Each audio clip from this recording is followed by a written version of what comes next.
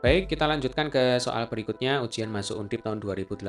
Kali ini soalnya berkaitan dengan materi teori kinetik gas, ya, fisika SMA kelas 11. Sebuah wadah berisi sebuah gas ideal bermassa M1 sama dengan M, mula-mula suhunya 300 Kelvin. Wadah lain berisi sebuah gas ideal bermassa M1 sama dengan 4M. Nah, ini maksudnya M2 ya, Dek ya.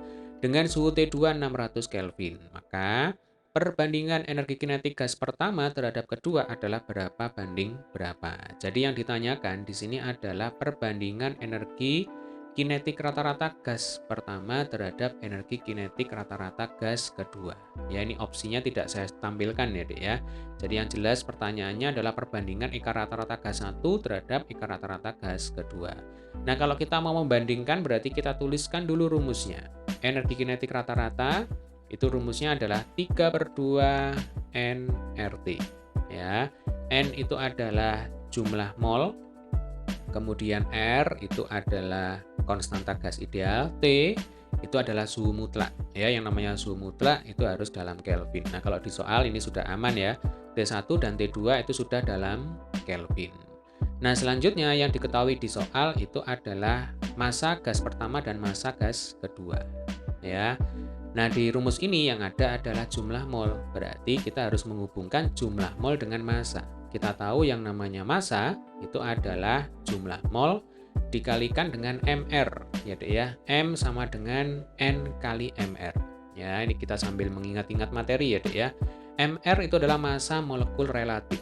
Ya, ini tergantung dari jenis gasnya. Sehingga rumus EK rata-rata, kalau N-nya itu saya ganti ya dengan hubungan M sama dengan N kali MR, maka nanti rumusnya menjadi 3/2 kali M dibagi MR ya kali R kali T.